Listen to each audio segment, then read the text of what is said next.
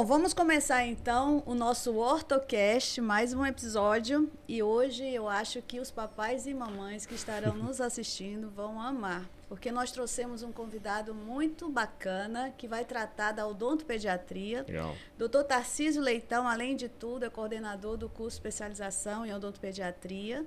Então, doutor Tarcísio, nós aqui estamos muito felizes com a sua presença.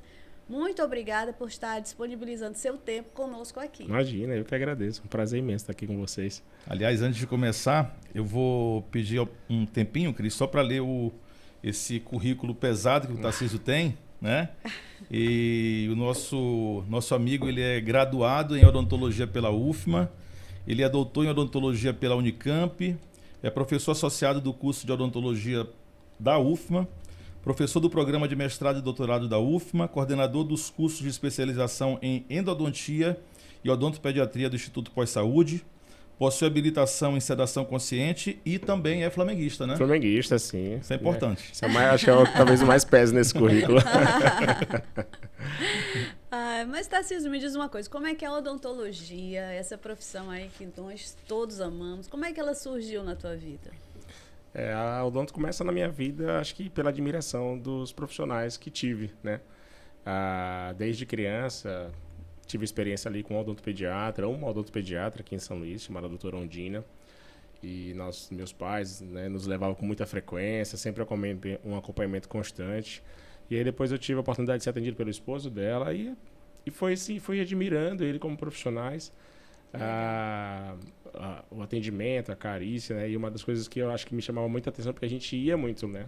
Acho que eu me lembrei agora que a gente está em julho, né? Então, assim, já fazia parte das férias, né? Da programação e ia ao dentista. E minha mãe fazia toda a agendinha da gente de médico e estava sempre o dentista ali acompanhando. E foi assim, o contato constante, a admiração pelo trato deles, pelo tratamento, por tudo que eles fizeram, né? E eu acho que foi criando em mim ali esse desejo de fazer odontologia. Lembro bem também que ele tinha uma moto muito bonita, ficava bem na porta do consultório, e eu ficava ali horas admirando aquela moto dele enquanto eu esperava para ser chamado, então eu fui só nutrindo, né? Aquele desejo, aquela admiração por aqueles profissionais, né?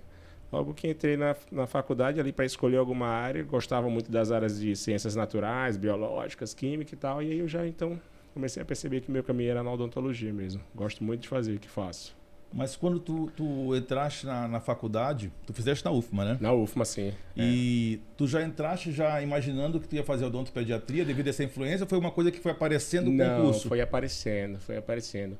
Eu nunca assim escolhia, né? Eu gostava de fazer odontologia, né? Eu gostava, cada disciplina que ia aparecendo, eu ia me apaixonando, ia gostando. Tinha algumas coisas que eu realmente comecei a perceber que tinha uma certa dificuldade de assimilar aquele conteúdo, de entender do que se estava se falando, né?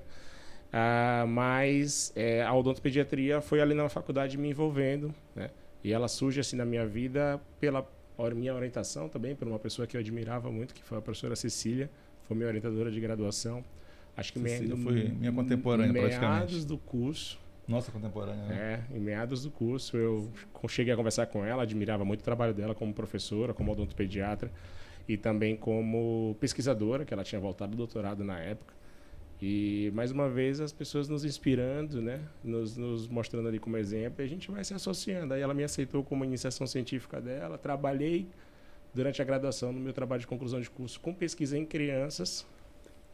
E eu comecei a perceber, né? Grande parte dos meus colegas tinha medo, né? Homens, né? Principalmente, não, vou fazer buco, vou fazer orto, vou fazer... E eu me envolvi nos projetos e na pesquisa, atendendo crianças ali. A gente ia nas creches, ia nas casas da família e sempre era uma brincadeira. Encontrava a criança ali no momento de lazer dele e tinha muita afinidade, brincava com eles. Já cheguei até ir visitando uma família, bater uma bolinha ali com os meninos e via que era uma área que me encantava, tinha muita afinidade com criança, até hoje tenho, demais, né? Agora há pouquinho mesmo eu estava no aniversário e todo mundo chamando uma bebê muito bonita assim pra vir no colo, né? Ela estava com um vestido bonito de princesa e ela não ia com ninguém. E aí quando ela olhou para mim, né? Minha mãe sempre falou isso, tu tem um chama pra criança, né? Ela veio caminhando numa boa, foi lá e tal. Eu falei assim, olha que coisa, né? Como é que a criança se interessa. Um monte de gente chamando, ninguém quis ir, mas... Então, acho que tem um pouquinho dessa afinidade da área. E aí, sempre fui. nunca tive dificuldade em me relacionar no atendimento odontológico com criança. Tu sabe, você estava falando aí sobre a UFMA, né? Que tu és professor e tudo mais. E a disciplina de odontopediatria sempre foi uma referência dentro do curso de odontologia. Ainda Eu lembro é. da nossa época, né? Então, vou até fazer um adendo aqui para falar da professora Rubenice, professora Beth, da professora Cecília, da Gisele Pierre, que está lá com vocês agora. Pierre também está agora lá, né? Está conosco lá agora, E quem mais está na pediatria? Acho que faltou só falar a Ana Margarida, que Ana Margarida, maravilhosa, referência. Tá conosco lá agora. E se eu tiver faltando alguém é por pecado, assim, de memória, mas eu acho que você falou todas. E até hoje, a odontopediatria, não só na UFMA, mas nas faculdades, é uma escola, né, da área da odontologia muito bem estruturada, assim, que os alunos têm afinidade.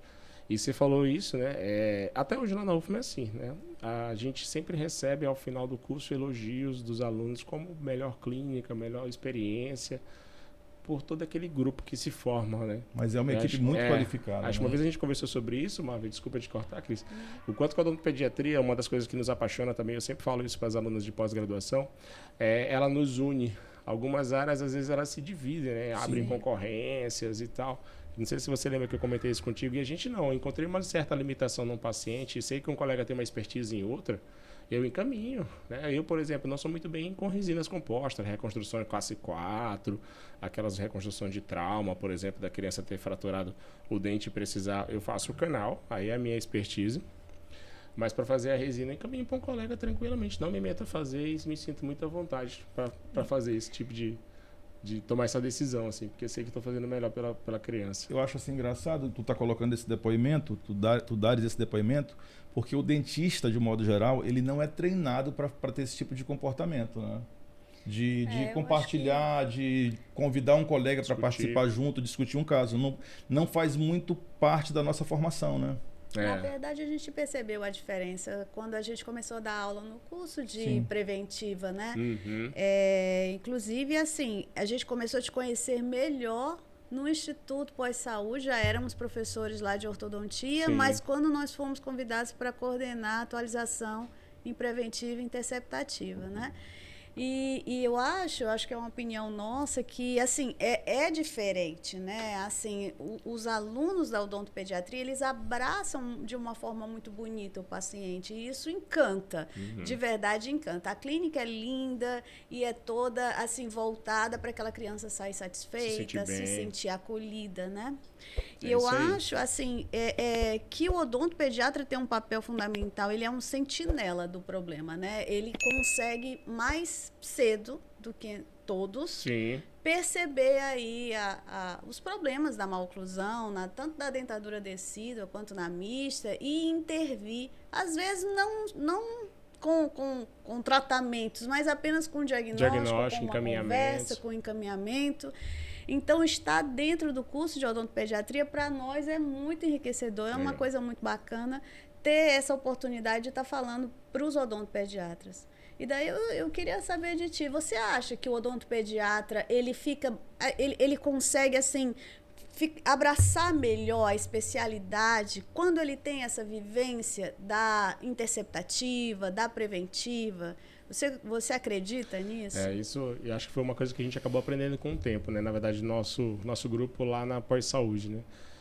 Eu lembro que quando eu fiz especialização, a ortodontia preventiva e interceptativa se conceituava ali em 3, 4 aulas, né? A gente tinha uma visão geral que às vezes não te dá uma base legal, boa, para você realmente tomar uma decisão na hora certa, no tempo certo, perceber que aquele é o momento, aquela janela de oportunidade.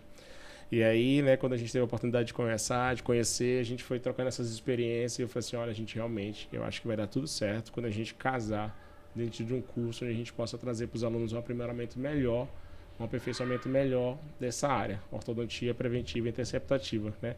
E foi quando a gente tomou a decisão de fazer o curso lá na Pós-Saúde de aperfeiçoamento, antes não ainda ligado a especialização, mas praticamente, se não tenho nada, acho que quase todas as alunas se matricularam, Sim, né? sim. Era mais odontopediatra. Acho que o curso rodou desde o começo dentro da especialização, Na né? primeira turma, não. A primeira não? Na primeira turma, não. Foi já. Foram mesmo pessoas que se interessaram. E acho que a turma inteira era de odontopediatra. Acho que só tinha umas 2 meninas que eram ortodontistas. Umas 3 ortodontistas, né? É.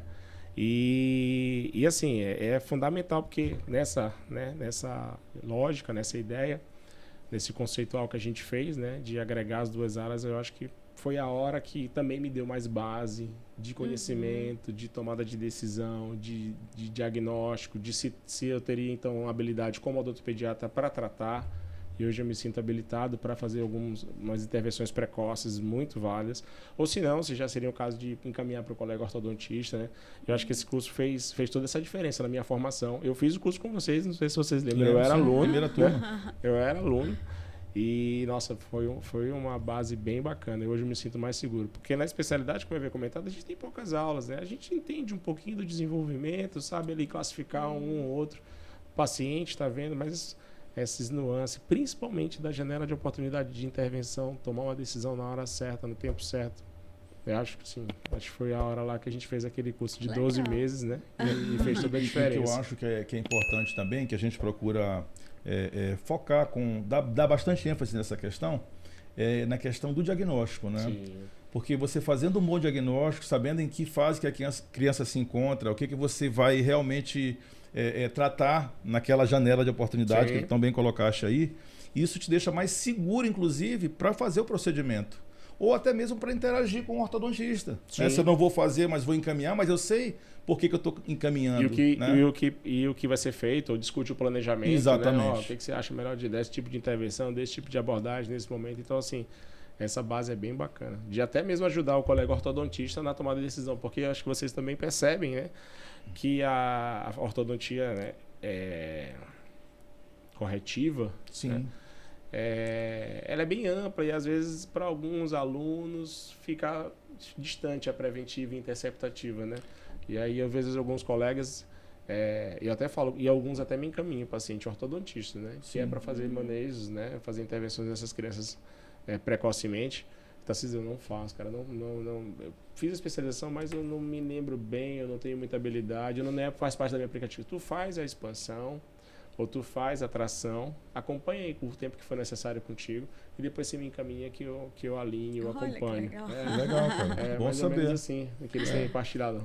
E isso é uma coisa importante, né? E a gente já vai daqui a pouco contextualizar com um caso clínico, que eu acho que é legal para quem está acompanhando o podcast, entender sobre o que a gente está falando, né?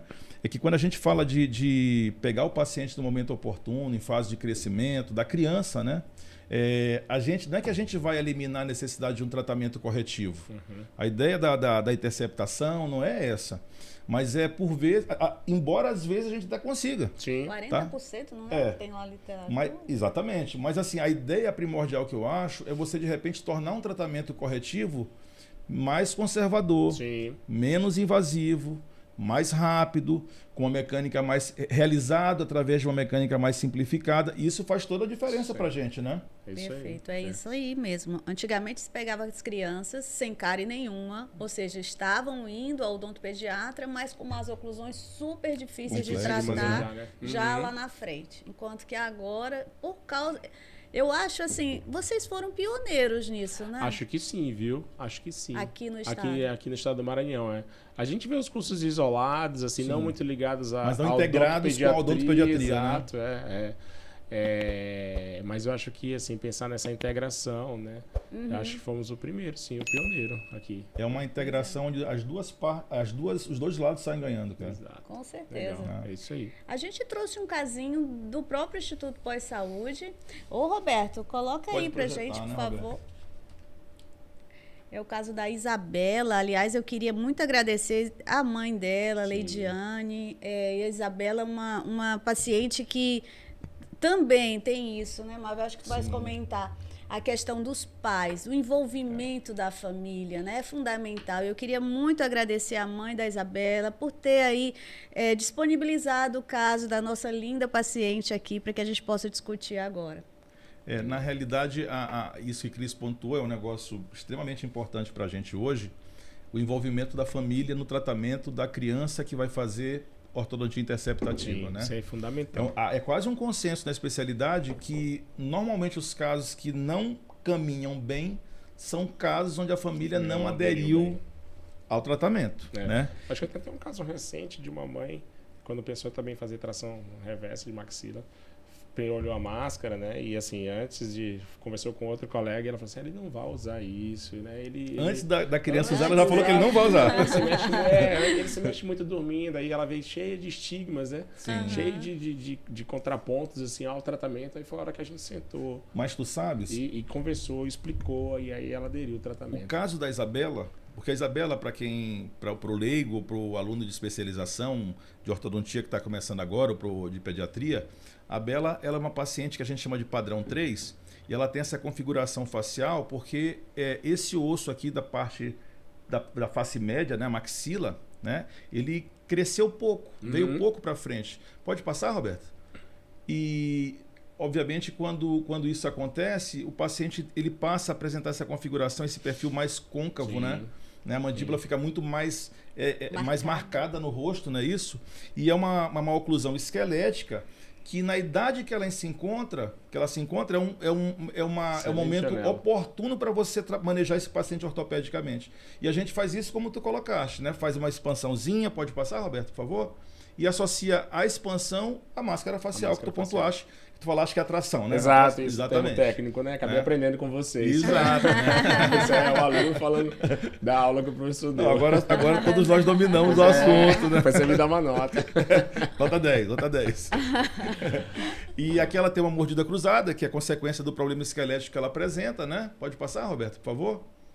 E aí vem o aparelhinho que a gente utilizou nela, que é um disjuntor, um disjuntor do tipo RAS, que tem esses ganchinhos para receber o elástico, que vai para a máscara facial. Pode passar, Roberto, por favor? Ó, e aí eu queria pontuar essa imagem. Foi muito feliz. Sim. Porque a Isabela, no começo, ela ficou um pouquinho reticente para fazer o tratamento ortodôntico. Sim. E quem a motivou, quem deixou o ambiente mais leve, mais suave, para que ela fizesse a instalação por conta própria e interagisse conosco na clínica de uma maneira muito mais, assim, amistosa. Fácil, né? Fácil. Foi a Leidiane, foi a mãe dela. Né? A maneira como ela se colocou, que a mãe se colocou perante ao tratamento, né? Tornou as coisas mais fáceis para a própria filha dela. E aí o que acontece? Se a gente perde essa janela de oportunidade, uma oclusão como essa, num paciente adulto, ela normalmente vai ser resolvida com cirurgia ortognática. Tem até um videozinho, tem como passar? Ela colocando sozinha o aparelho. Acho que o vídeo não fluiu. Não deu. Não, o vídeo não mas deu. Mas o paciente coloca só, né? Essa imagem aqui, ela fala representa por si bem. só, né? Sim. Eu acho que é bom também falar pro leigo, né, que estiver assistindo a gente, que a mecânica, a máscara, né, a ativação dela é feita só nos horários que a criança não está num convívio social. Exatamente. Né? Só em casa e para dormir. Exato, como você fala, em casa e para dormir, né? Porque antigamente, acho que é uma pergunta minha para vocês, né, que não estava previsto, mas acho que antigamente tinha aqueles aparelhos extra-orais, né, que a pessoa ficava usando o tempo inteiro, 24 horas, ia para a escola, né, isso causava bastante bullying, né, e tinha, né, todo esse desconforto por parte da criança em utilizar. Eu acho que hoje em dia essa evolução do conhecimento e da mecânica, né, mostra claramente que a gente tem excelentes resultados com a criança usando só em momentos não sociais, né? Dormindo e em casa quando estiver ali. É isso mesmo. E a gente acha que não vai conseguir dormir porque está com a máscara, mas a criança acaba aprendendo. É que nem aquela cama que você coloca a travinha para a criança não cair, depois tira e a criança não cai, né? Então ela vai aprender a dormir com a máscara. É bem tranquilo. Legal. Todas conseguem, não vai ser o meu filho que não vai conseguir. Ele vai conseguir. Eu vou estar do lado dele para ajudá-lo a passar por essa fase. E passar por essa fase de maneira lúdica é a melhor maneira de você encarar o tratamento, né? Pode passar, Roberto, mais essa imagem, por favor? Deixa eu dar o resultado. Que agora a gente vai mostrar, eu acho que o antes e depois. Olha o que a gente conseguiu de melhora na face da paciente por tratá-la de forma correta na hora certa. Né? Uma maloclusão que a gente sabe que é uma oclusão de padrão 3, quem é especialista, quem é da área, sabe que um paciente adulto padrão 3, numa proporção dessa, dificilmente conseguiria um bom resultado, né, em termos faciais, se não fosse com a cirurgia ortognática, né? E a gente consegue um tratamento, assim, consegue resolver o problema, né? Vou pegar o paciente na hora certa, né? Sim. Pode passar, Sim, Roberto, sim, mais tá. um pouco, mais uma Eu imagem? acho que esse já foi o Essa é a última? Isso. Tá? Mas dá pra gente ter uma ideia muito legal, Legal. do tanto que a gente conseguiu de ganho, né? No Sim, terço médio, de muda- avanço maxilar do de paciente. mudança né? facial, né? E até mesmo como você falou, evitar, né?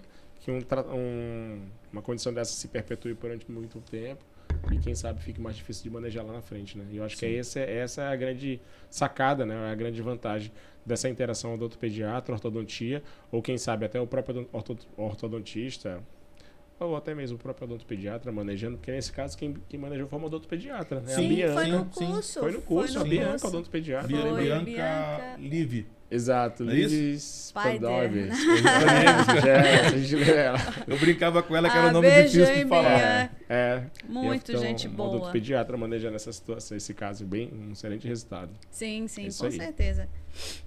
Essa interação, né, do ortodontista com o odontopediatra, ele funciona em todos os níveis, na corretiva também, não é? Sim.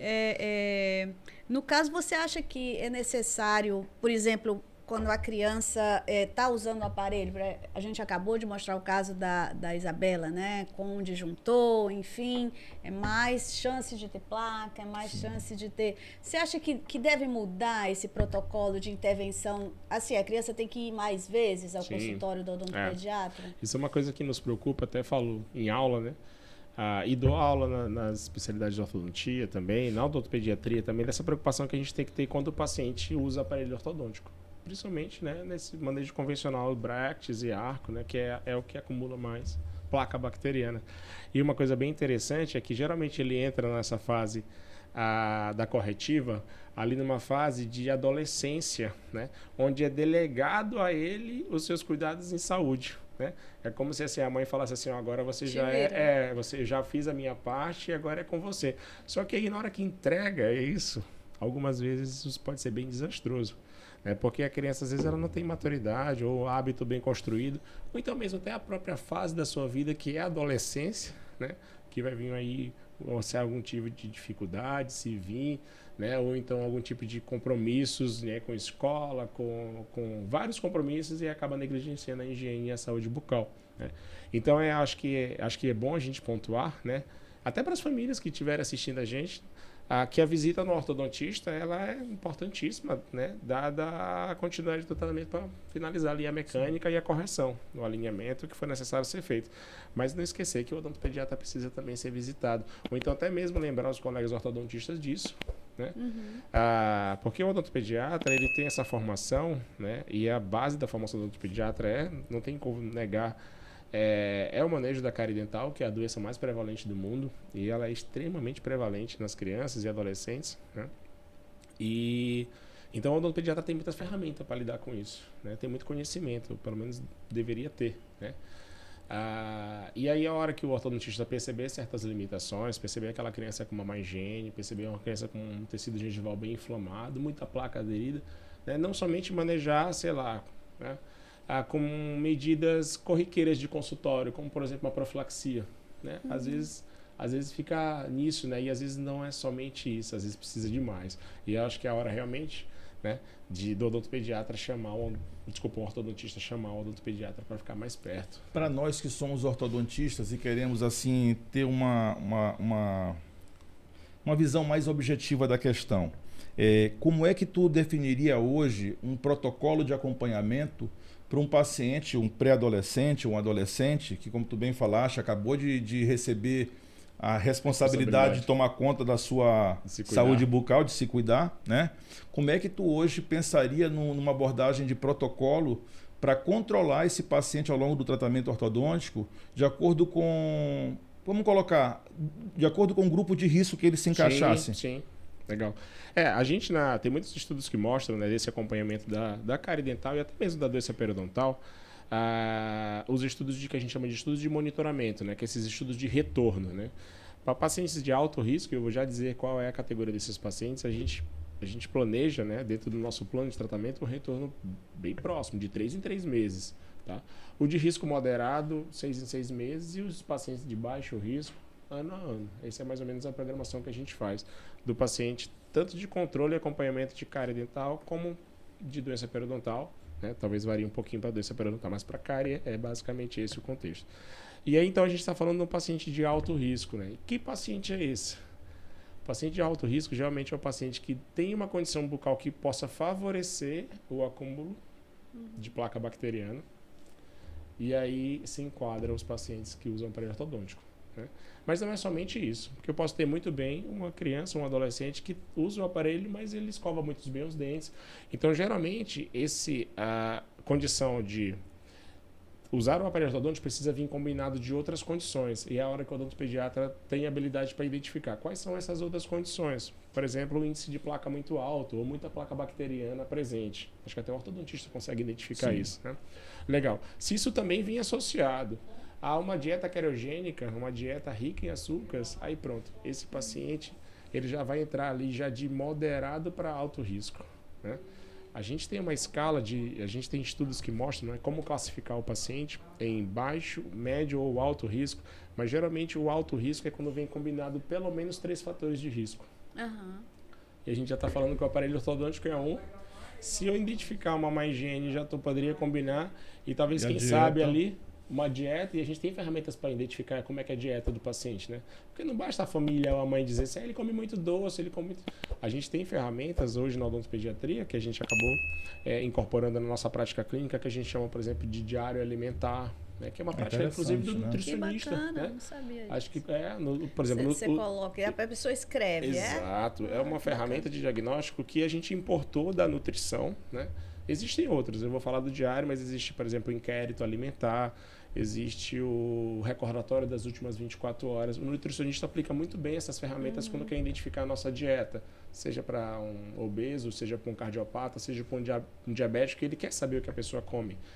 E aí a gente também, o odontopediatra, acaba se apropriando dessa ferramenta e tem treinamento para isso, né? Para aplicar um questionário desse. E perceber que a dieta daquela criança ela é cariogênica, ela é muito rica em açúcares refinados. E aí pronto, quando a gente vê a combinação desses 3 fatores é alto risco. Aí tem que acompanhar de perto, porque senão vai acabar com umas surpresas que eu acabei de trazer aqui também, um outro caso clínico, de uma criança que a gente interceptou ela um pouco tardiamente, né? Mas que bom que a gente ainda conseguiu intervir de uma forma minimamente invasiva para reabilitar um pouquinho ela, porque ela estava usando aparelho ortodôntico num contexto de cárie durante 1 ou 2 anos e aí ficou cheio de lesões de mancha branca, microcavidades. Né? Você está falando de atitudes ou ações que são relativamente simples, né? Sim. Questionário, uma avaliação clínica simples para ver como é que está o nível de retenção de placa do paciente e a presença física do aparelho já é um fator de risco, como tu bem colocaste, né? E aí a gente vê quando combinado esses 3, existem outros que a gente leva em consideração, mas eu acho que o aparelho ortodôntico, na condição, de tratamento ortodôntico, era basicamente o que eu poderia levantar. Um outro fator de risco que não é muito comum, mas eu poderia dizer, é o paciente usar um creme dental sem flúor. Esse é tido como um fator de risco. Tipo, se o paciente tem lembra que eu falei da somatória desses componentes? Eu poderia então até dizer que a dieta dele não é cariogênica, né? Mas ele usa um creme dental sem flúor. Pronto, somou 3 fatores. Eu posso então entender que esse paciente é de moderado a alto risco. Então, desculpa. Não, agora, né? Ele falou. O flúor, então... tem que ser usado, certo? Tem que ser usado. Que virou uma polêmica também, né? É uma polêmica. É porque assim, a gente ouve uma série de colocar... Hoje em dia a rede social ela serve para muita coisa, né? Então você tem acesso a qualquer tipo de informações. As informações circulam, né? Circula com muita velocidade. Com muita velocidade. E a gente vê, inclusive, não sei se de forma responsável, enfim, mas pessoas advogando, inclusive...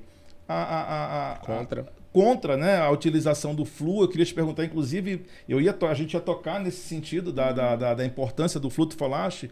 E eu também queria te perguntar a respeito de terapias alternativas, que eu não sei se eu, como ortodontista, queria perguntar para quem trabalha diretamente com a criança, com a cárie, muito mais do que a gente, como, por exemplo, o ozônio. Isso tem algum tipo de relevante, de evidência científica que justifica? Qual que é a tua opinião nesse sentido? Deixa eu começar respondendo do flúor, né? O flúor é esse fator, né, que entra no processo da doença cárie como um fator que a gente chama de fator positivo. Ele ajuda, né? Ele é quase ali como... Eu não gosto de falar essa palavra, mas eu vou colocar ela entre aspas. Um remédio, né? ele nos ajuda nesse processo, né? Então ele precisa estar presente para nos ajudar, né? Principalmente na criança, como a gente está falando desse contexto, né? Que a criança a gente vai ter dificuldade para controlar. Um adulto é muito fácil a gente controlar a dieta, controlar a escovação, né? Mas a gente está falando de uma criança, né? Ou de um adolescente que tem limitações de entender da importância de autocuidado, né? Tem limitações de entender a importância de uma dieta equilibrada, né?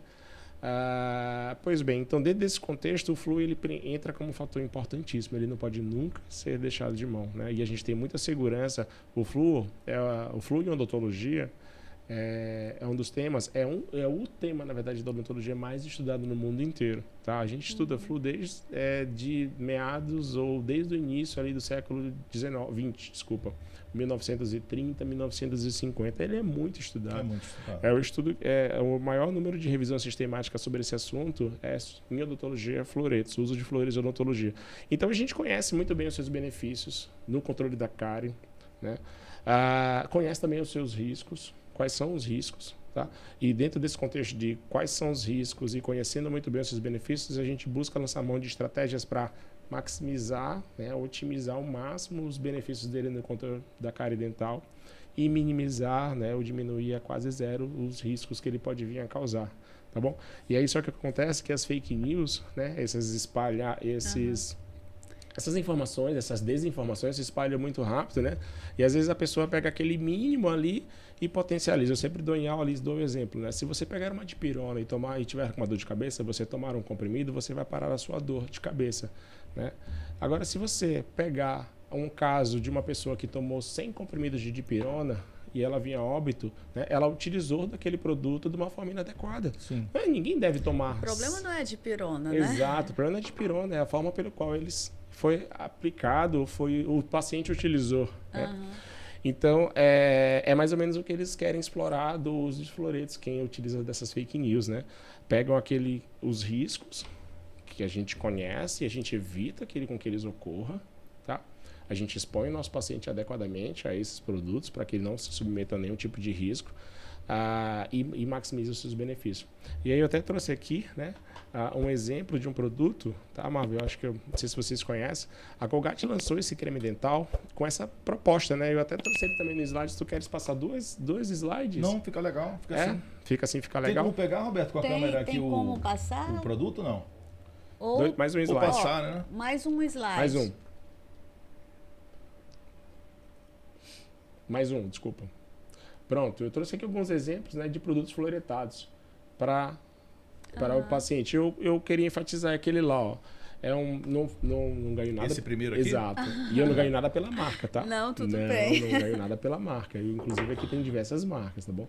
Eu só enfatizo, né, que esse aqui é um creme dental que a Colgate lançou com uma concentração maior de flúor, justamente com o apelo, entendendo que o paciente ortodôntico é um paciente de alto risco. É 5.000 aí? 5.000 ppm de flúor, né? Ele deve ser utilizado para um indivíduo acima de 6 anos, onde você está seguro que ele não vai engolir. O creme dental é para ser usado topicamente, tá? E ele tem uma concentração maior e a gente tem evidências científicas bem claras de que para pacientes de alto risco ele ajuda bastante. E a gente está falando de pacientes... Já tem evidência, trabalho publicado. Científicos, trabalhos publicados. Isso é muito legal. Trabalhos publicados com a utilização de segurança desses produtos e de eficiência e eficácia deles.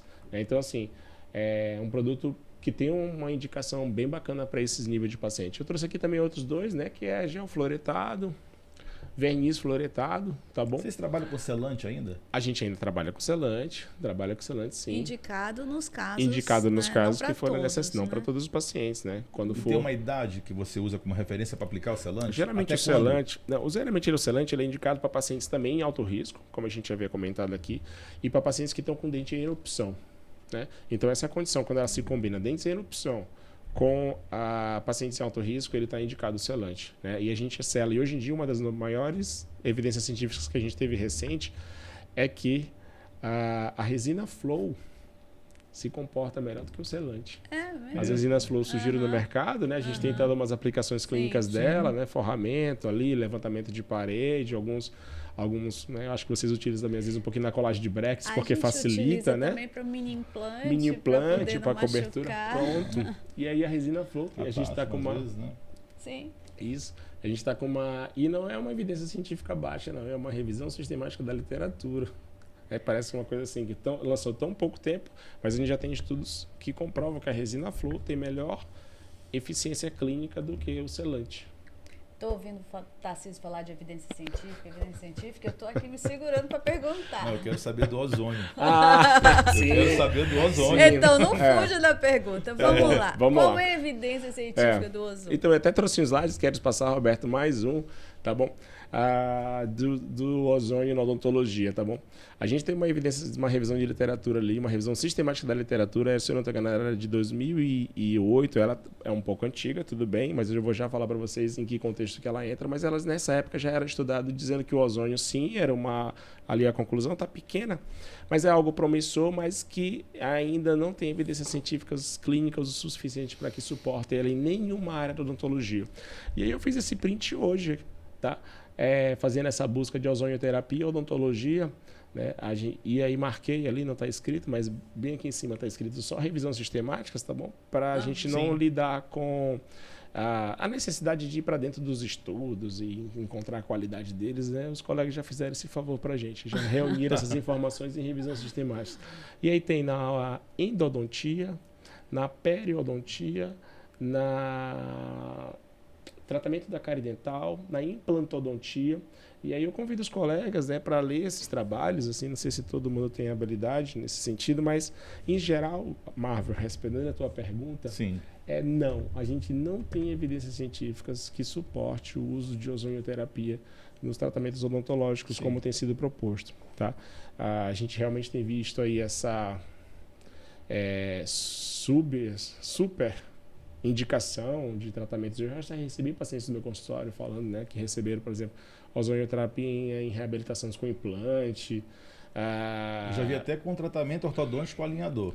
Com os alinhadores, colocar, né? o ozônio no alinhador para... Coloca o ozônio no alinhador? Como é isso? Eu fiquei assustado. A mesma reação que tu tiveste, eu tive. Parece que faz um tratamento com ozonioterapia no alinhador para, de repente, deixar o alinhador com menos riscos de causar algum tipo de retenção de placa. Eu acho que é mais ou menos nesse sentido, né? Não, infelizmente a gente não tem nenhuma evidência científica que suporte esse tipo eu acho de interessante esse tipo de posicionamento, porque tu és um pesquisador, tu és um professor universitário, e pra gente, né, o leigo às vezes não convive nesse universo, né? E diretamente, né, ele está na ponta, né? E é muito importante a gente pontuar, né, a questão da prática clínica baseada em evidências, né? Isso é muito importante nos dias de hoje, né? Com as redes sociais, eu acho que é mais importante ainda, né? É isso aí. A odontologia hoje em dia ela tem essa base, né? Esse sustento. Hoje em dia a odontologia que é a odontologia baseada em evidência científica, né? A nossa prática clínica baseada em evidência. E todo colega que se negar a esse tipo de prática ou, né, se negar a esse tipo de prática, ele está à margem da sua prática clínica, né? Infelizmente, aquele colega que realmente quer abraçar a fake news, a pseudociência, a não ciência, porque a gente precisa realmente testar, não é nem testar, a gente precisa realizar o nosso tratamento nos pacientes no qual tiveram resultados efetivos, né, com base nos estudos que foram feitos. Eu acho que isso é importantíssimo. Eu acho que isso talvez seja o fundamental de uma prática com responsabilidade. Perfeito, não é isso? É isso aí. Assim, a gente tem um monte de assunto para abordar, mas vamos entrar na questão do bruxismo? Eu acho importante, porque a gente sabe hoje em dia que existe uma preocupação, sempre houve na realidade, né? Essa questão do bruxismo, né? E ela sempre permeou o imaginário das famílias, popular, cheio né? de estigmas também. Cheio de estigma, né? Sim. E a gente sabe hoje que o bruxismo talvez ele esteja até mais relacionado a uma questão vinculada a uma questão de respiração bucal do paciente, da criança, mas eu queria saber assim, como é que vocês hoje da pediatria enxergam essa questão do bruxismo na prática clínica de vocês? A gente também precisa se atualizar, porque aí é um tema realmente que nem todo mundo tem o domínio, né? E aí eu sempre nas minhas aulas eu busco, né, convidar os colegas e os alunos a atualizar nesse sentido, né? Do que há de mais evidência científica. E aí com o bruxismo a gente já tem um caminho muito claro, né? Mas vem sim ainda muito cheio de estigma, né? A gente fala de pacientes como reflexo de vermes. Há muito tempo atrás você falou isso. Esse é o clássico, né? Esse é o clássico, Esse é o clássico, né? Relacionado à ansiedade do paciente também. Ansiedade. O som, né? Porque ele é uma criança hiperativa, ele não dorme e tal. Isso a gente já sabe hoje em dia, e eu vou falar um pouquinho do conhecimento que eu tenho, né? Que é tido como um dos fatores já mais de menor força, né? A questão do comportamento da criança. Ainda existem sim as evidências que mostram, né? Mas o que a gente tem mais hoje em dia, né, de entendimento é que o bruxismo ele é um reflexo, ele é um sinal reflexo, ele é um sinal de algum distúrbio e, por equívoco que pareça, ele não está nos dentes ou em qualquer outra coisa que quiseram colocar, né? Ele é reflexo de distúrbios, principalmente respiratórios da criança, né? E, na verdade, ele é reflexo de um conjunto, né, de distúrbios principalmente relacionados ao sono, né? E aí os principais são os respiratórios. Sim. Né? E então ele é só um reflexo. E aí geralmente como é que a gente entende?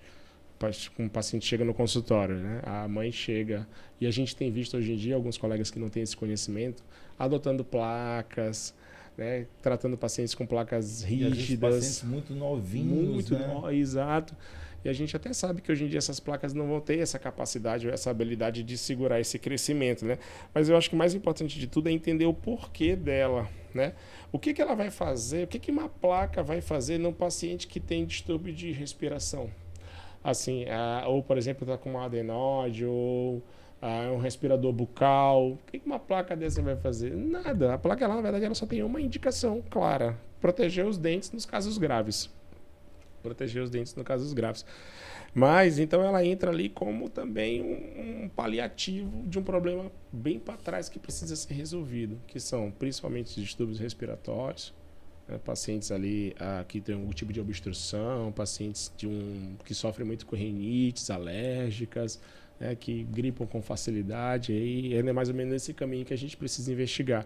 Hoje em dia também, como segundo fator, a gente tem tido cada vez mais pacientes com distúrbios gastrointestinais, né, alergias alimentares, e aí advém ali de refluxo, né? Eu achei bacana como tu colocaste isso aí, porque acho que ficou muito claro, principalmente para as famílias que estão assistindo, para as mães, para os pais e avós que estão assistindo o podcast, né? Sim. Porque é importante você canalizar as energias para aquilo que realmente é importante. Então, às vezes, você está vendo o bruxismo, obviamente que ele está acontecendo na boca, e você fala, bom, eu preciso resolver o que está acontecendo dentro da boca. E talvez ele esteja te indicando que algo muito mais grave precisa ser visto que não está dentro da boca. É isso aí. É uma coisa interessante, porque assim, a apneia obstrutiva do sono na infância, a pediátrica, né? Sim. Ela vem quase numa tríade com o ronco e o bruxismo, né? São os três juntos, são indícios de risco, né?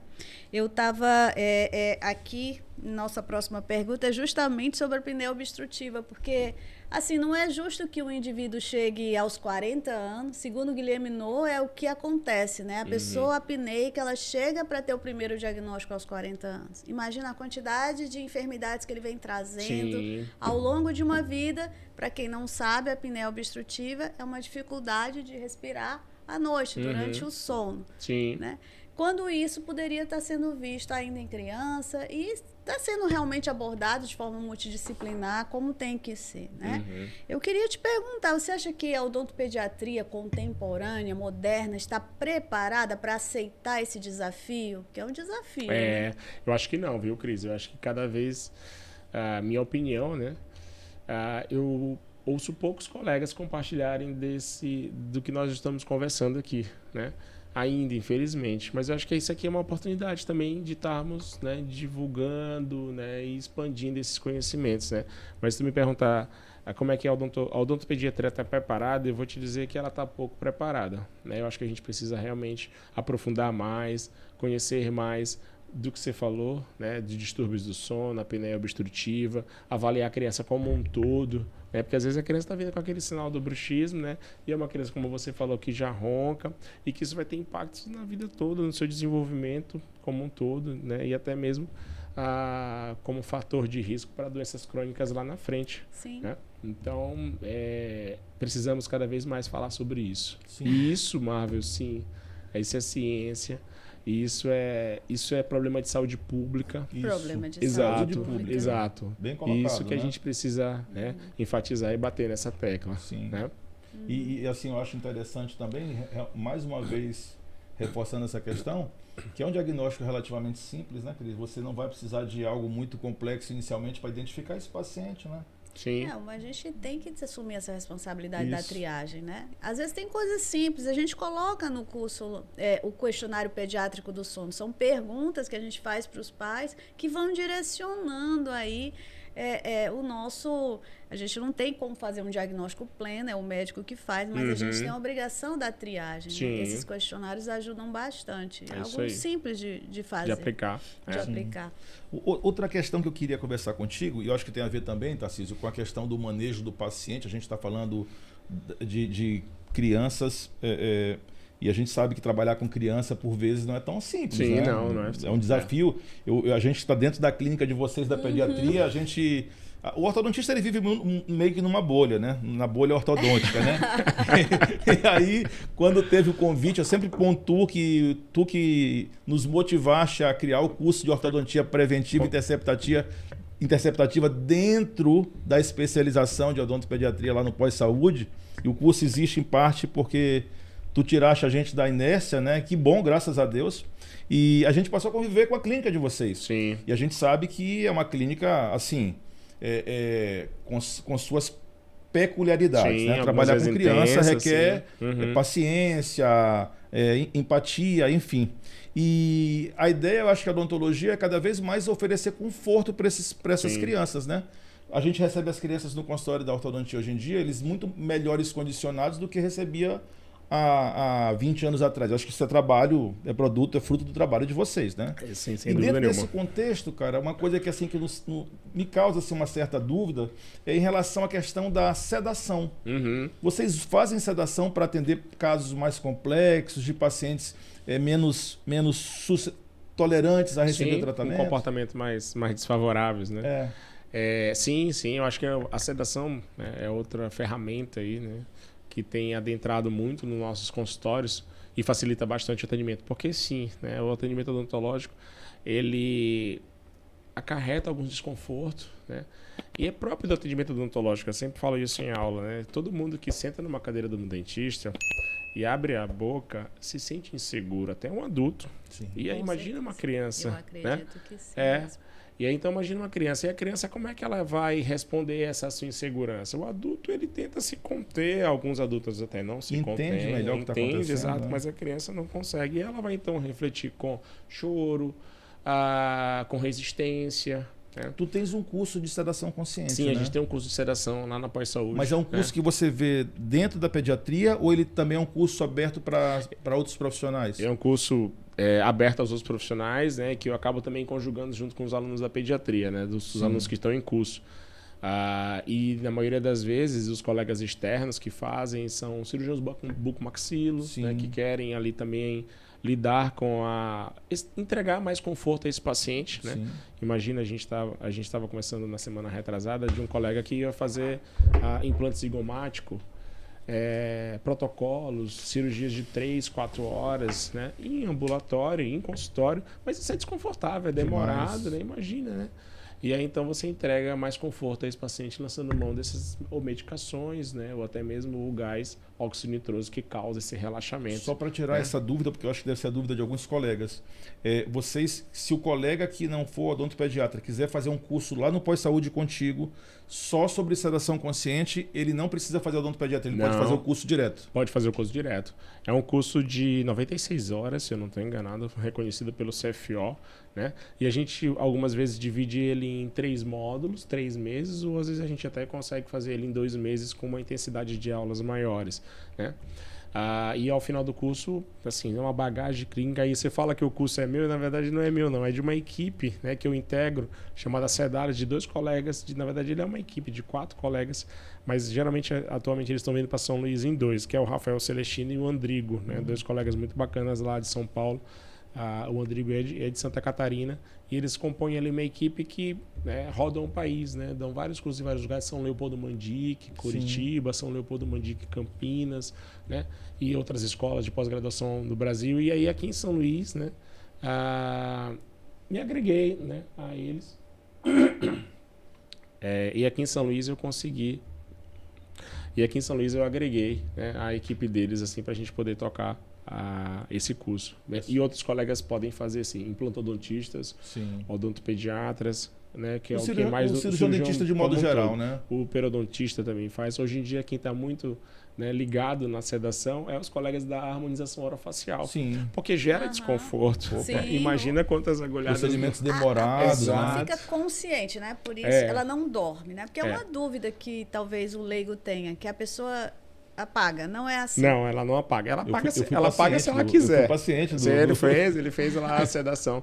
Apaga se quiser relaxar este nível, né, de dormir. Eu, geralmente, quando eu sou sedado, eu apago, mas assim porque entrega, né? Se relaxa. Eu não apaguei, mas me deu um conforto. Dá um conforto. Dá um conforto. É uma sensação bem agradável. Dá uma sensação de relaxamento, uma sensação de conforto. Você pede um pouquinho, né? Por que ela é consciente, né? Porque a pessoa sabe que está ali. Se você perguntar, ela consegue responder onde você está, como é seu nome. Então, ela tem um nível de consciência, mas esse nível de consciência ele é bem reduzido. Aí a pessoa então se pergunta quantas pessoas tem aqui do seu lado, né? Ela não vai conseguir dizer porque ela perdeu um pouquinho dessa noção de espaço, do número de pessoas, de tempo. Quanto tempo você ficou aqui? Às vezes ele pensa que ele ficou ali, né, uma tarde inteira. Eu fiquei aqui, né? A sensação que dá é como se você tivesse passado muito tempo ali relaxando, ou então às vezes até mesmo o contrário, né? Como se a pessoa tivesse entrado num sono profundo. Então, até mesmo o contrário. Você passa uma cirurgia de 3 horas, né, e você pergunta ao paciente, né, ele, nossa, já terminou? Né? Porque ele tem um lapso temporal alterado. Né? Na maioria das vezes, o paciente não percebe o passar do tempo. Ou ele se entrega muito bem à sedação e relaxa, e a sensação que ele tem de horas. E na hora que interrompe o gás, a pessoa volta.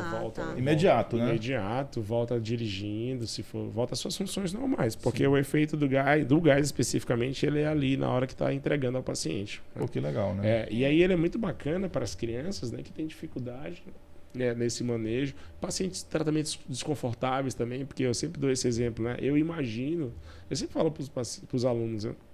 Uma anestesia em céu da boca é desconfortável. Né? Uma cirurgia em céu da boca ela é desconfortável pela posição, né, que se está. Então, por exemplo, imagina na ortodontia, né? Não sei se vocês já tiveram dificuldades. Geralmente vocês pegam ali um adolescente, né, já quase adulto, para fazer um MARP, né, um mini implante. Em pessoas mais novas, né? Em crianças, talvez seja né? uma indicação, né? Sim, placas, mas, né? Com relação ao MARP, por exemplo, a gente já teve criança que, assim, tirou de letra e teve criança que deu trabalho. Sim, com certeza. Talvez fosse uma indicação. É uma boa ideia, né? Eu acho que placa também, né? Não sei se vocês manejam muito com placas ali, né? Se é dessa filosofia. Mas eu acho que placas também seria uma coisa interessante. Geralmente, placa os colegas querem colocar em centro cirúrgico, né? Mas eu acho que poderia ser uma opção, porque você realmente consegue. É uma cirurgia rápida, não é tão demorada se o paciente colaborar. A gente trabalha mais com mini implante, assim, fazendo no curso de especialização, os alunos são treinados para colocar os mini implantes e o MARP. Sim, né? O carro-chefe da gente são os mini implantes, intrarradiculares, extraalveolares e o MARP. As mini placas a gente não faz lá no curso. Né? E na realidade, só para já que a gente tocou nesse assunto, né? É muito difícil você ter uma situação que você não consiga resolver com mini implante e precise de uma mini placa. Entendi. De um modo geral, você resolve praticamente tudo com mini implante, cara. Não aí. Que a mini placa não seja útil, nem seja válida, não é isso. Mas o mini implante é mais barato e mais simples, né? Sim, para tirar, inclusive. Para tirar, inclusive. Deixa eu te perguntar uma coisa. Isso aí que a gente está falando tão sofisticado, uma coisa tão bacana que está surgindo, mas assim... Eu cresci com a ideia, né, ouvindo aquela coisa, que o Brasil é o país dos desdentados, né? Que o Nordeste, então... Então, a gente teve uma geração de pessoas que era difícil você encontrar todos os dentes na boca. Me diga aí, meu amigo, ainda é assim? Você É. que trabalha direto com essa questão É. da cárie. Eu acho que sim, a resposta é sim, ainda somos um país de desdentados, né? O nosso último levantamento de saúde bucal mostra que pacientes, né, ali já de 60 anos para mais, eles são edêntulos totais, né? 60 Na sua grande maioria, né? Na sua grande Não maioria. sabia desse número.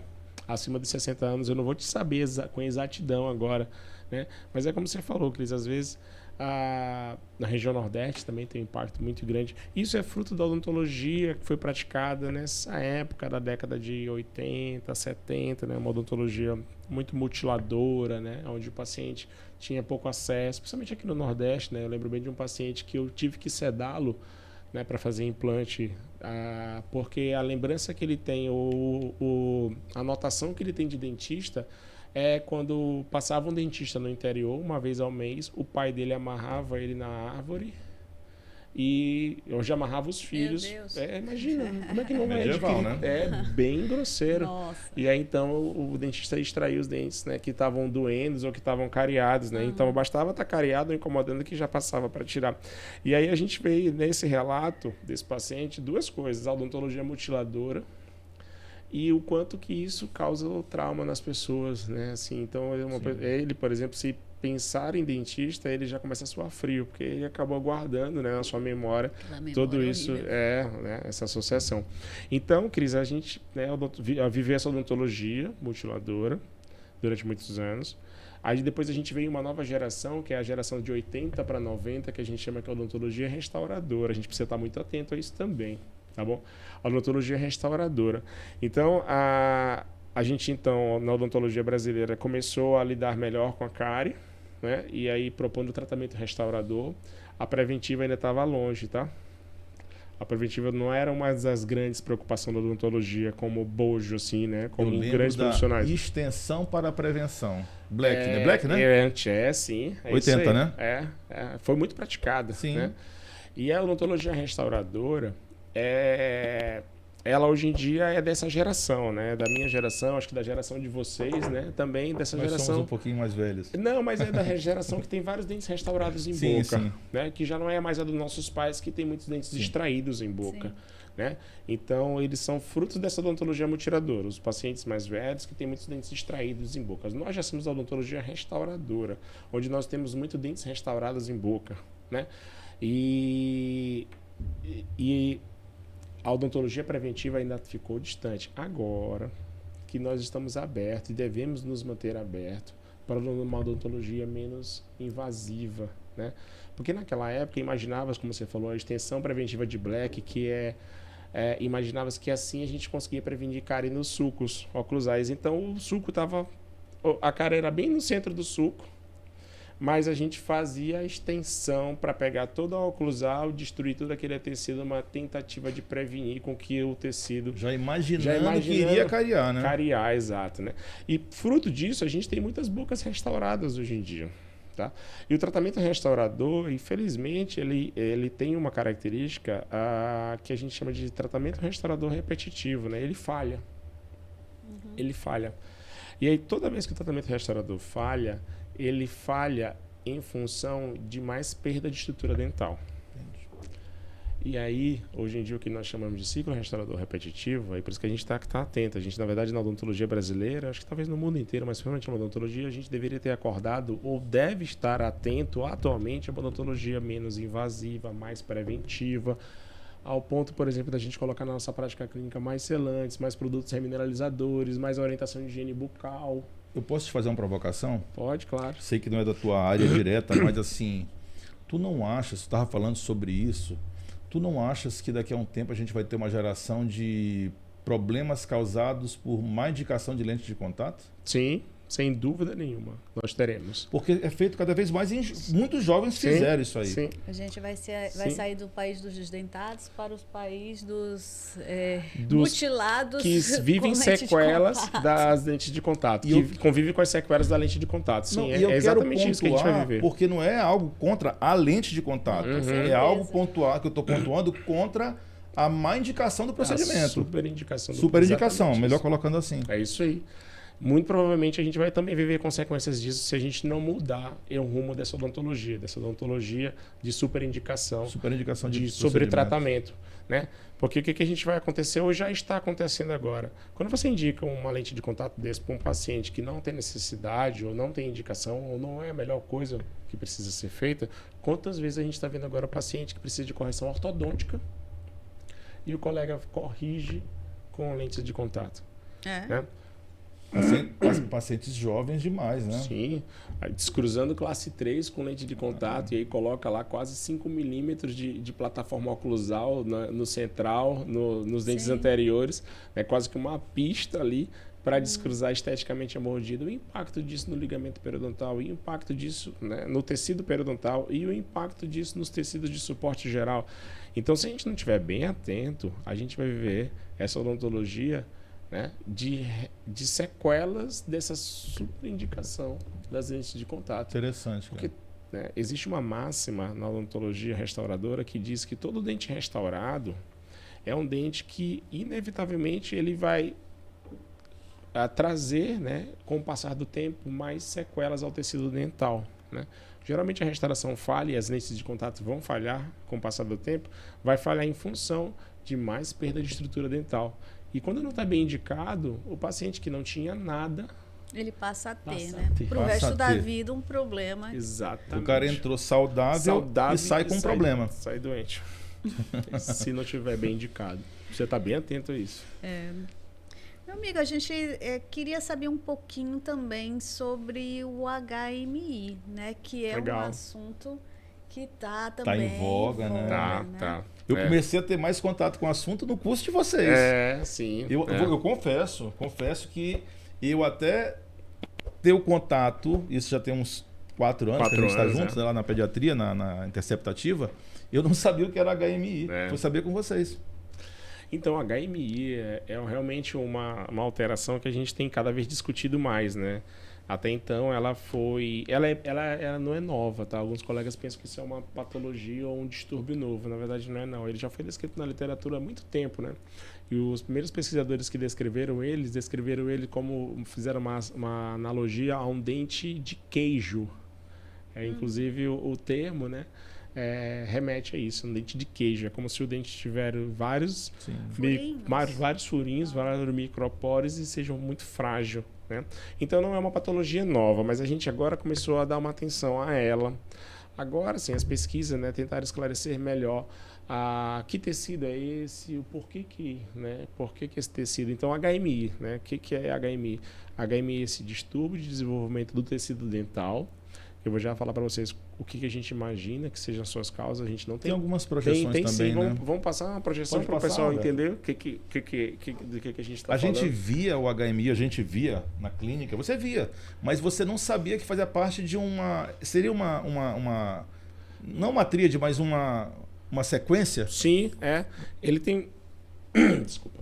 Ele tem uma característica bem clara, né? Então, esse distúrbio ele tende a acometer HMI, hipomineralização, né? Molar, e ele tem uma preferência ao primeiro molar permanente, incisivo, e ele, né, por isso que então ele é HMI, hipomineralização molar incisivo. Passa mais uma foto, essa é a foto de um paciente ortodôntico. Pode passar mais uma? Pode. Exato, é essa bem aí. Então, esse é o paciente que a gente trouxe, né? Se esse pessoal está conseguindo identificar, mas ali ele tem no central, né? Essa hipomineralização, mancha, né? que é um pouquinho diferente de hipoplasia, tá? Mas a gente não vai entrar no mérito da discussão do que seria a diferença entre eles dois, tá? E a gente, então, tem aí uma hipomineralização, o esmalte, ele está pobremente mineralizado, tá? E acomete incisivo central e primeiro molar permanente, né? Como nós estamos vendo lá. Então, isso não é cárie, tá? Isso é esse defeito, esse esmalte, o dente vem rompe íntegro, só que com fragilidade, e aí com o processo da oclusão ele vai fraturando, vai quebrando, né? E acaba inevitavelmente se tornando muito propício para cárie, né? Mas, por conta das cavidades, mas ele não vem com cariado, né? como o próprio nome diz. Faz aí, Tá. por exemplo? Eu queria, antes de falar do que faz, a gente queria dizer o que causa. Tá? Sim. O que causa é uma incógnita ainda na odontologia, tá bom? Tem umas pesquisas, ainda tem muitas pesquisas, e ainda a gente tem o que nós chamamos de indicadores de risco ou fatores de risco, né? Ou condições que estejam relacionadas ao surgimento dessa patologia. As principais são a distúrbios, né, algum tipo de patologias da gravidez, né, e principalmente as patologias na gravidez que geram alteração de temperatura da grávida. Febre, o aumento da temperatura corpórea pode vir a interferir, né, nesse processo de formação do dente, e acaba que ali esses ameloblastos não conseguem mineralizar muito bem. Isso também pode vir relacionado não somente na gravidez, como na primeira infância. Então, há picos febris frequentes, a infecções respiratórias recorrentes também, que é próprio do asma. Sim, tem uma associação muito clara entre o HMI. A professora Cecília Ribeiro tem uma revisão de literatura que mostra essa associação entre o asma e o HMI, né? E aí, então, é próprio fruto dessas infecções recorrentes da primeira infância. A gente tem também alguns estudos que já mostram que essa nossa vida moderna, né, com exposições a vários poluentes, a vários tipos de componentes, acabam afetando esse esmalte, né? Então, assim, em resumo, a gente não tem muita clareza do que causa. A gente tem alguns fatores de riscos associados, né? E o tratamento, né? O que a galera quer saber. O tratamento também um grande desafio, tá? Imagino. Sabe por quê? Esse tecido, ele é bem alterado na sua estrutura. Ele não se dá bem com resina composta. Em outras palavras, resina não tem cola. aderência. Não cola. O melhor material odontológico que hoje em dia cola num tecido desse é o ionômero de vidro. Tá? Por uma interação química com esse esmalte essa dentina pobremente mineralizada, né? Mas se você pensar em um ataque ácido, aí esse esmalte ele tem muito, e dentina também tem muito componente orgânico, que é o que a resina, né, ou desculpa, o adesivo não gosta muito, né, de componentes orgânicos. Gosta de tecido mineral, e ele é pobre de mineral e rico em orgânico. Então aí o melhor material hoje em dia que tem tido desempenho clínico é ionômero de vidro até certo ponto, e vai chegar um dado momento dessa criança, principalmente nesse caso aí, que é um dos casos mais graves, assim, né? Aqui há perda de estrutura dental, muita fragilidade, coroas. A gente vai ter que remover parte desse tecido alterado e reabilitar com coroas semidiretas, de resinas, né? E esses materiais. Tu achas que algumas situações, obviamente que cada caso é um caso, obviamente. Sim. Mas a gente nunca quer extrair dente, ainda mais um primeiro molar numa criança. Sim. Mas tu não acha que em algumas situações o trabalho em conjunto com a ortodontia, no sentido de remover esse dente e aproveitar o segundo para colocar no lugar do primeiro e o terceiro, caso ele esteja presente, para colocar no lugar do segundo, não é uma alternativa? É uma alternativa. Nos casos graves, porque esse dente ele tem muita limitação de estrutural, né?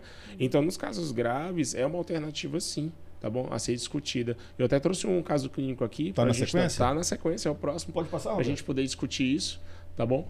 Óbvio, a gente vai lançar a mão das melhores alternativas para tentar manter o dente, se possível for, mas em alguns casos graves, como a gente acabou interceptando essa criança, né, um primeiro molar já bem destruído clinicamente, ou do outro lado lá indicado para fazer uma endodontia, e aí justamente se perguntou isso, Marvel, né?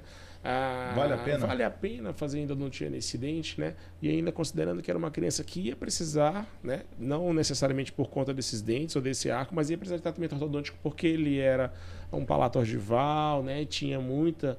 Ou seja, ia unir os dois, né? Exato, já vai usar, né? Já é uma necessidade. Ele tinha o terceiro molar nesse paciente? Vamos passar aí, tem a panorâmica dele. Pode passar mais uma para a gente ver a panorâmica, para ficar mais claro? Pode passar mais uma?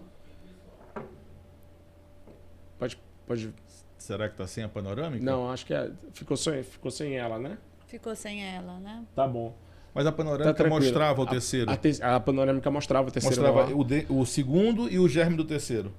Exatamente isso. E aí, né, a gente tomou a decisão junto com o ortodontista de fazer a exodontia desses dois dentes. Um já estava realmente bem condenado na parte estrutural, e o outro, né, tinha talvez ali uma estrutura para fazer uma endodontia, mas aí se perguntou, né, vale a pena fazer, né, já que já vai perder de um lado, né, e o outro dente está bem comprometido estruturalmente, né, e aí a gente tomou a decisão disso. A criança precisa de tratamento ortodôntico, e a gente tomou a decisão de fazer a endodontia dos dois primeiros molares, e aí é uma janela de oportunidade tá? De a gente poder, então, agora, com ortodontia, tracionar o primeiro molar, o segundo molar para o lugar do primeiro, né?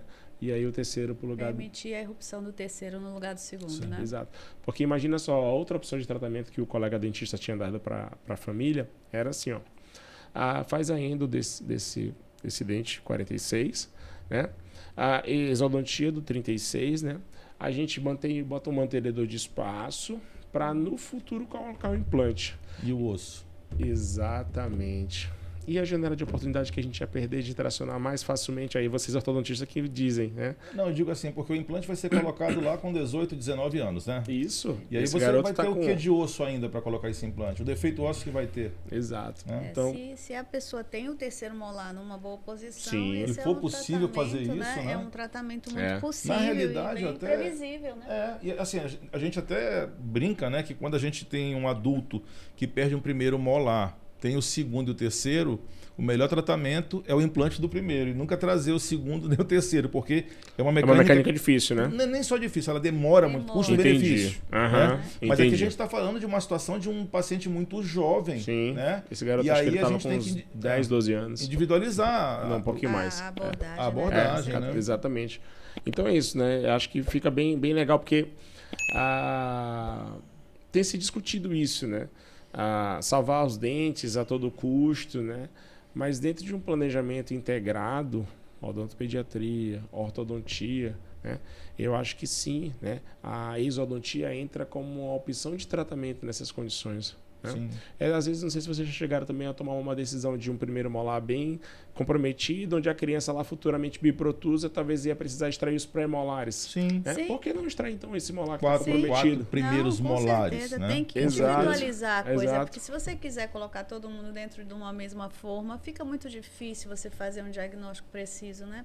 É isso fazer aí. um tratamento assertivo. Show de bola. Dá tempo pra gente falar de frenectomia lingual, doutor Marvio? O que o senhor acha? Dá Não pra gente sei. falar? Porque a gente tem uma curiosidade enorme sobre certeza. Eita, né? é um assunto bem polêmico e longo. É né? um assunto vamos, polêmico. Vamos a falar gente- rapidinho. Tá fala bom, rapidinho. tá, vamos lá. Vamos lá. Assim, de maneira clara e objetiva, quando é que vocês indicam frenectomia em pacientes recém-nascidos? Nos casos graves. Né? Isso o Ministério da Saúde nos orienta, né? Nos casos graves. E os casos graves é aquele caso que você bate o olho e vê que a língua, né, da criança, o freio realmente está limitando bastante, né, a mobilidade da língua. Ou o freio está inserido na ponta da língua, ou quase perto da ponta da língua, ou ali, né, na região de rebordo, né? Porque a inserção correta do freio é atrás do rebordo ou até mesmo no assoalho, né? Então ele fica que o rebordo gengival da criança é dentro, né? Quando ele está na crista do rebordo, aí sim, né? Muito provavelmente ele está mal inserido, ele precisa de uma necessidade cirúrgica. Então é aquela alteração que você vê que está impactando, né? Só que o que a gente está vivendo hoje em dia, né? Uma superindicação da cirurgia. Eu ia te perguntar isso. Uma superindicação da cirurgia, tá? Porque nós tivemos, né, recentemente promulgado uma lei, né, que promove uma triagem de neonatos no que diz respeito ao teste da linguinha, tá? Para realizar o teste da linguinha. E a gente tem os casos favoráveis, os casos duvidosos ou medianos e os casos graves. A gente só deve operar com muita clareza os casos graves que tiver impacto na amamentação. Os casos moderados a favoráveis, né, a gente precisa de uma decisão interdisciplinar. A gente precisa conversar com outros colegas profissionais, conversar com o pediatra para saber se essa criança realmente está tendo impacto na amamentação. Conversar com uma colega ou uma pessoa ou um enfermeiro que tem uma expertise em amamentação para saber se a dificuldade na amamentação não esteja ligado à pega da criança, à posição que a criança tomou, a anatomia do seio materno, dessa relação mãe e filho. Então, assim, estão querendo a todo custo, né? A professora Branca Heloísa Oliveira, da Federal do Rio de Janeiro, fala uma coisa bem engraçada. Ela diz que para tudo que não tem solução, ou para todos os problemas do mundo, ou é a língua ou é o flúor. Ela fala isso, né? No seu tudo que é mazela que tá é a língua ou flor, né? Porque essas fake news vão se espalhando, essas desinformações vão se espalhando em certo nível, né? E a gente precisa ter muita cautela, porque o que a gente está vivendo no Brasil hoje em dia, eu tenho muita segurança para dizer isso, é uma super indicação de frenectomia em recém-nascidos, tá? Porque se a criança está com dificuldade de mamar, é a língua. Se a criança não está ganhando peso, é a língua. Se a criança não tá é a língua. Se a criança não é a língua, tudo é a língua, né? E não estão avaliando outros fatores que poderiam estar relacionados. Poxa, Tá? Existem vários outros fatores que poderiam estar relacionados. Então, assim, vamos diminuir um pouquinho esse peso. Ela tem sim, ela pode, nos casos graves, interferir na amamentação. Mas não é sempre, né? Para toda patologia, hoje em dia, no recém-nascido, é a língua que está impactando a vida dele. Não é, a gente tem que ter muito cuidado, muita indicação. Sim. Que informação importante essa que tu passaste agora, né? Sim, muito bacana, muito bacana. Nossa, muito legal. Realmente é uma pena ter que finalizar. O papo estava muito legal, mas, muito meu bom. amigo, me diga, assim, para que a gente possa finalizar com chave de ouro, manda uma mensagem aí para os seus alunos, para os seus pacientes, para quem está nos ouvindo aqui. Primeiro, acho que eu queria mandar mensagem para vocês, para agradecer o convite. Achei que foi muito bacana esse bate-papo que a gente teve aqui, né? É bem legal, bem esclarecedor. Eu acho que a mensagem para os alunos e para os pacientes, né, é sempre procurar profissionais que estejam comprometidos com a odontologia, né? Essa área que a gente ama, né? Eu faço com muito prazer, muito gosto. Eu me sinto muito realizado quando chego em casa. Todo dia, nem todo dia, né? Porque a gente tem certas dificuldades que a gente vive, mas na maioria das vezes dos dias eu me sinto muito realizado em solucionar um problema de um paciente, lançando mão da melhor técnica possível, lançando mão de uma técnica correta, de um diagnóstico correto, de uma intervenção correta, com base nas melhores evidências científicas. Eu acho que o convite fica esse, né? A odontologia, a nossa prática, a nossa profissão, ela muda vidas, né? Eu tenho várias mensagens, acho que vocês também têm mensagens no WhatsApp de pacientes agradecendo ali, né, que o tanto que a gente impactou na vida dele pela nossa decisão, ou pelo tratamento que a gente fez, ou pela nossa decisão de não fazer, Quantas mensagens eu tenho no meu WhatsApp de mães que me mandam: doutor, obrigado, porque o senhor me deu conforto pela decisão de não fazer esse tratamento do meu filho, que eu estava angustiada, tá? E é isso, eu acho que a gente deve, então, valorizar a nossa odontologia, buscar cada vez mais conhecimento, praticar uma boa odontologia, buscar conhecimento, tá bom? Para a gente poder entregar o melhor sempre para os pacientes. Acho que essa é a mensagem que eu gostaria de deixar. Poxa, mensagem bacana, né? Muito legal. E a gente vai ficando por aqui, né, Cris? Vamos encerrando o nosso terceiro podcast, não é isso? E já ansiosos... Ortocast, né? Ortocast para o próximo. E já ansiosos pro quarto. Show de bola. Obrigado. Até a próxima vez, galera. Até a próxima. Valeu. Obrigado, Tarcísio.